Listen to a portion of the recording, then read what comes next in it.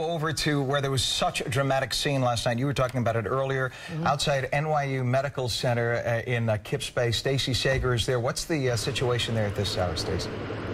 Well, like you said, Ken, a very dramatic situation. In fact, just a few seconds ago, another patient was brought out of here. At least 215 patients have now been brought out of here. This building evacuated after its emergency backup generators failed. Now take a look here, what's going on. You see the ambulances here, a steady stream since we got here, pulling up. What you can see is behind the glass there in the lobby, patients are queued up, waiting to be taken by ambulance to other hospitals. This is a very methodical evacuation, a total evacuation of this building, which is between 16 and 20 stories high.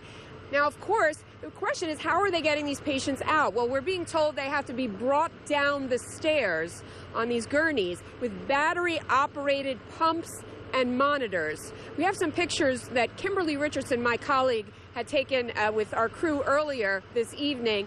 Now, some of these are neonatal patients, cancer patients, heart patients. It was really just a heartbreaking scene as she pulled up here.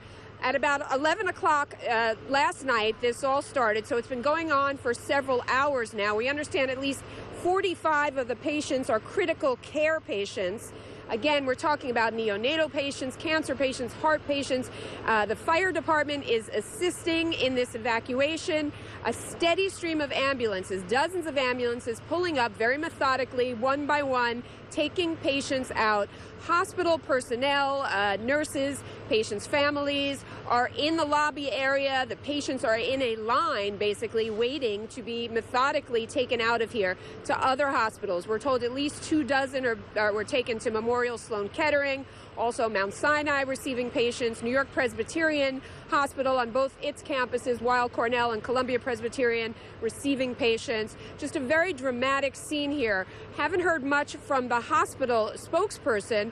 As of Monday, they had issued a press release saying that their emergency preparedness plan was in effect. So we have no word yet what caused the emergency backup generators to fail. But obviously, this is what we're seeing here really is great teamwork in action. You know, the stretchers lined up in the lobby, these ambulances, they pull up and they just, you know, they slowly and carefully with these battery-operated pumps bring patients out on the gurneys, and they put them in the ambulances, and then they take them off to the other hospitals that are able to take them in the city. Just an incredible scene right now here in Kips Bay. We're live in Kips Bay. I'm Stacey Sager, Channel 7 Eyewitness News. Yeah, it is incredible. And it was earlier, Stacey, that Lauren Glassberg and Sandra Bookman were interviewing a doctor at Hackensack, and he was saying, because their power went off as well at Hackensack University Medical Center, and he said, we have a generator for the generator and another generator for that generator.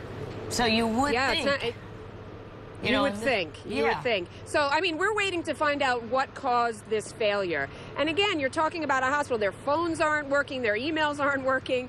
You know, their computers aren't working. So, you know, it's like it's total system failure here. And they're doing the very best they can to safely get these patients out, which is obviously the most important thing. I mean, we're not seeing any speeding going on here, any loud sirens. It's a very methodical operation. They're being very careful in how they take these patients out. Nonetheless.